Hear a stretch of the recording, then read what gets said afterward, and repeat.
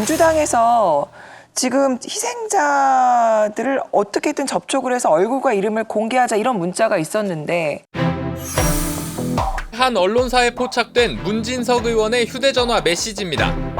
민주연구원 부원장 A씨는 메시지에서 모든 수단 방법을 동원해서라도 희생자 명단과 사진을 확보해야 한다. 당 차원의 발표와 함께 추모 공간을 마련해야 한다고 제안했습니다. 문 의원은 거부의 뜻을 분명히 전했다며 진화에 나섰지만 당 국민소통위원장인 최민희 전 의원이 논란에 기름을 부었습니다. 최 전 의원은 이태원 참사 희생자 이름과 나이를 알고 영정 앞에 애도하고 싶다고 썼습니다. 유가족의 슬픔을 정치적으로 악용하는 폐륜 행위입니다. 민주당은 사람에 대한 최소한의 예의를 지켜주시기 바랍니다. 특히 유가족 동의도 없이 희생자들의 이름과 얼굴을 공개하자는 건 끔찍한 2차 가해 행위라는 겁니다.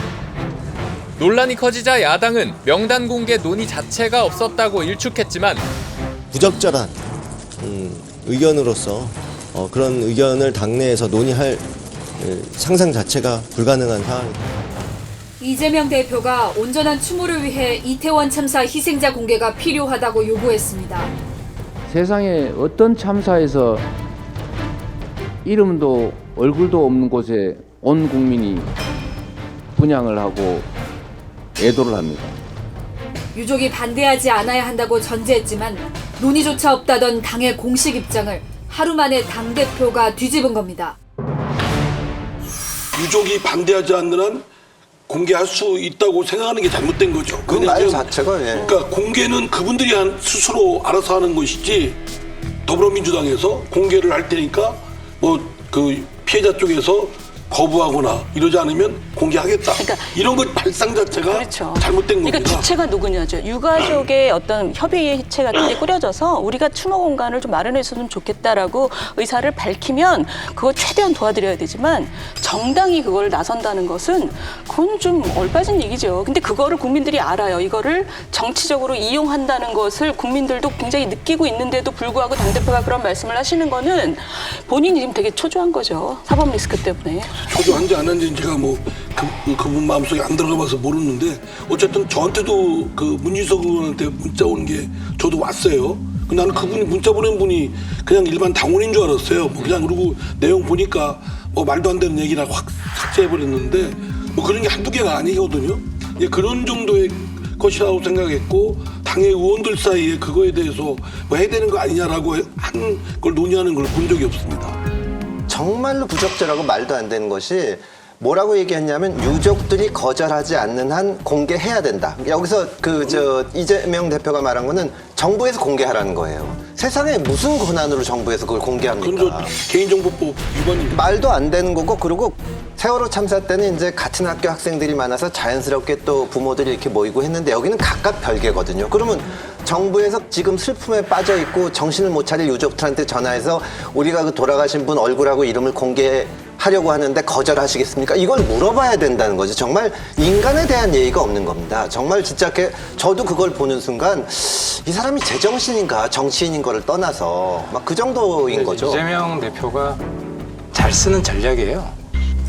그러니까 본인이 위기에 처해 있을 때 어떤 전략을 쓰냐면 욕먹을 걸 알면서도 과감하게 발언을 해서 시선을 분산시키는 거예요.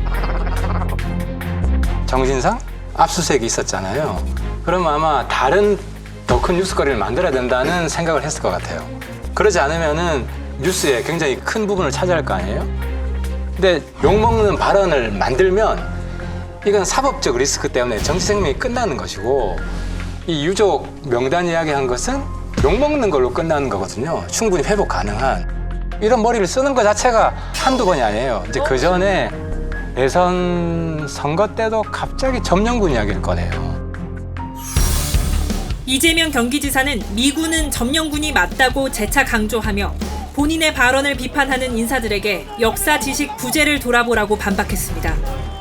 친일 세력들이 이제 이 미점령군하고 이렇게 합작을 해가지고 깨끗하게 나라가 출발되지 못해서 이 지사는 미군이 패전국 일본의 일부로 취급한 건 역사적 사실이라며 국회와 마타도어를 멈추라고 주장했습니다. 그러니까 점령군 이야기를 꺼내는 것은 그때 대장동 이야기가 막 커지고 있을 때거든요. 그러니까 그걸 좀 묻었어요. 왜냐하면 점령군 이야기 꺼내는 순간 보수층에서는 DNA가 발동을 하잖아요. 이거 아니라고 싸움이 붙고. 그러니까 그걸로 뉴스 도배가 다 됐어요. 그러니까 이재명 전략이 성공을 한 거죠. 그래서 그런 사례가 많기 때문에 저는 민주당도 되게 불행하다고 생각하는 게 지금 이런 경우도 이거를 유족들의 그거를 다 얻어내가지고 커다란 이벤트로 또 국민들의 그 눈을 돌리려고 하는구나 이런 의심을 받을 수밖에 없어요. 이것은 민주당이 이재명 의원을 당대표로 만들었기 때문에 어쩔 수 없이 생기는 이 불행이에요. 예, 동의합니다.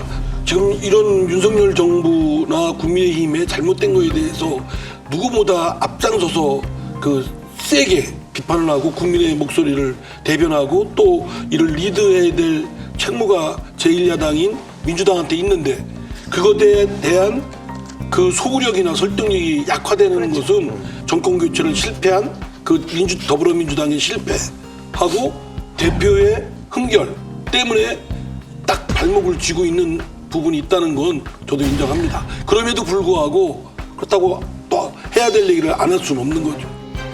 지금 정치권에 애도 공간을 만들어달라고 하는 유족이 어디 있습니까, 지금?